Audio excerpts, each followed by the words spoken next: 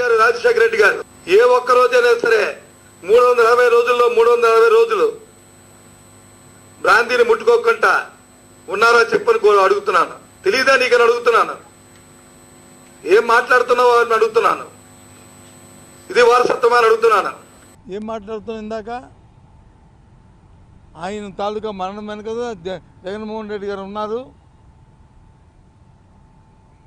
ఆ విషయం వచ్చి నేనే ప్రత్యక్షంగా బొత్స సత్యబాబు గారే నాకు చెప్పారని చెప్పి అని పనికిమాల మాటలు పనికిమాల రాదు. ఏంటిది?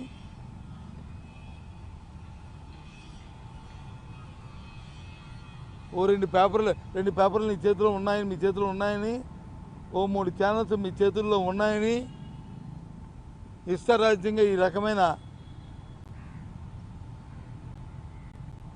అహంకారపూరితమైన కోతల్ని మీ అధికారం ఉంచుకోవడం కోసం, మీ ఉనికి కాపాడుకోవడం కోసం పార్టీల్లో ఇచ్చిన ఉద్యోగానికి వచ్చి న్యాయం చేయక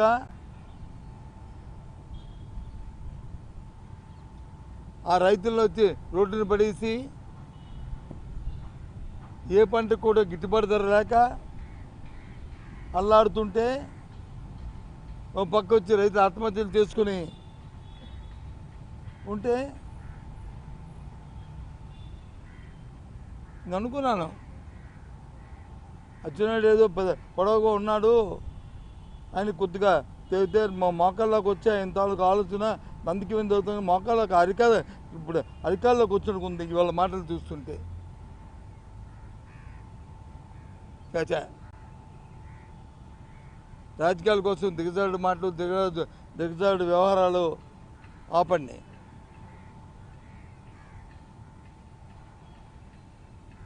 ఆ రోజంట జగన్మోహన్ రెడ్డి గారు ఎక్కడికో విదేశాల్లోకి వెళ్ళారా? పై రాష్ట్రాల్లో ఉన్నారా? ఏం మాట్లాడుతాం?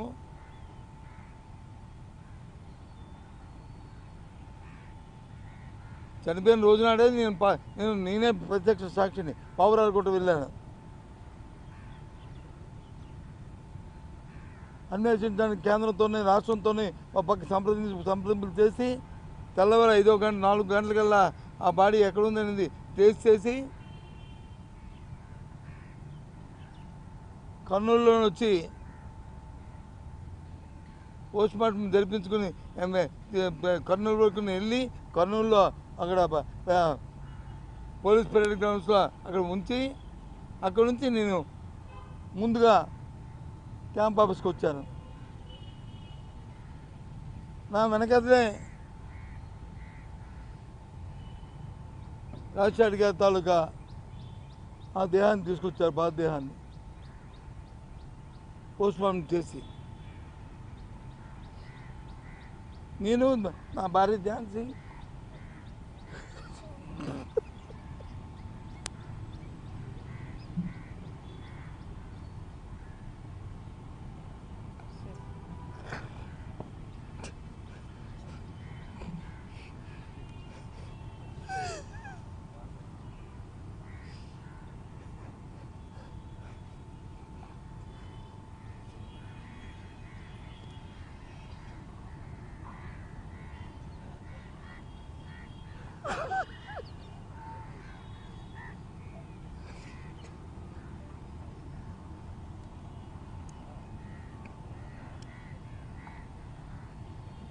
అందుకని ఇప్పుడు ఆయన పేరు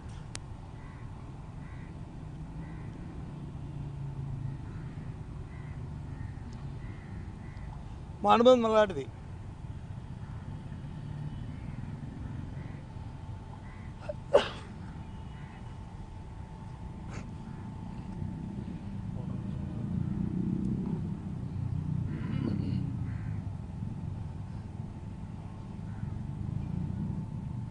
రాజకీయాల కోసం బతకట్లే, రాజకీయాల కోసం దిగజాడు, రాజకీయాలు చేయట్లే, రాజకీయాల కోసం ఉన్న మాటలు మాట్లాడి లేని మాటలు తెచ్చుకోవట్లే. ఈ రాష్ట్ర చరిత్రలో ఎన్నో విషయాలు ఉన్నాయి ఈ గుండెల్లో. మీ సంగతులు కానీ, మీ పార్టీ సంగతులు కానీ, మీ నాయకుల సంగతులు కానీ, అలాగే ఉన్నామని అలాంటి నేనేదో ప్రెస్ మీట్ పెట్టి దాన్ని ఖండించడానికి రాలే, రాజశేఖర రెడ్డి గురించి మాట్లాడని చెప్పి వచ్చాను ఇక్కడికి.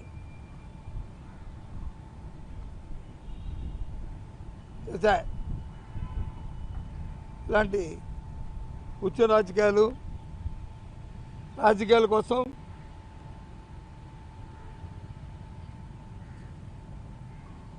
పదవుల కోసం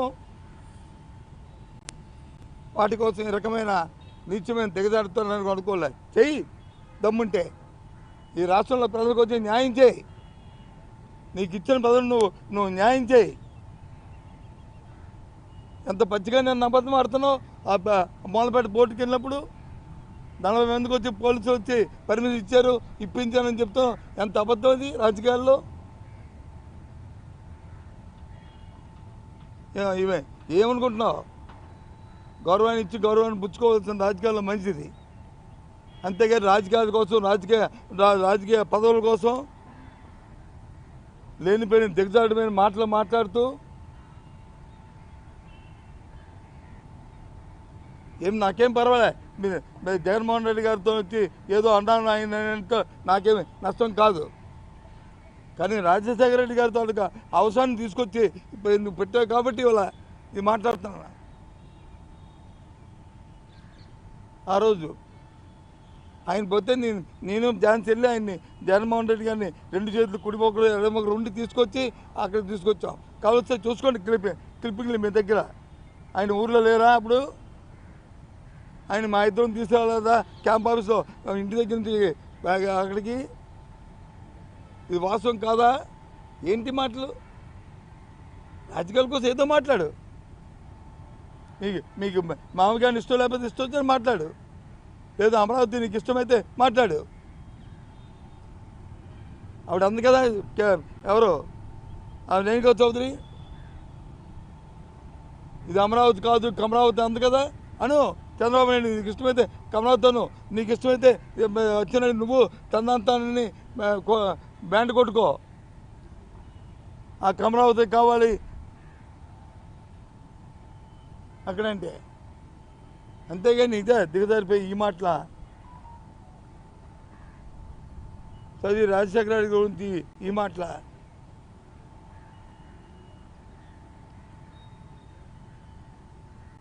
ఆ రోజు రిలయన్స్ చేసినాడు మా వంశీచంద్రరెడ్డి, ఆ రోజు యుత్కాన్ ప్రెసిడెంట్గా ఉండే ఆయన కదా తునకాంశంతో ఈ సోషల్ మీడియాలో వచ్చినాయి ఇవి చూసి అది చేస్తే కాదని చెప్పి దెబ్బలు ఆపించింది మేమే కదా.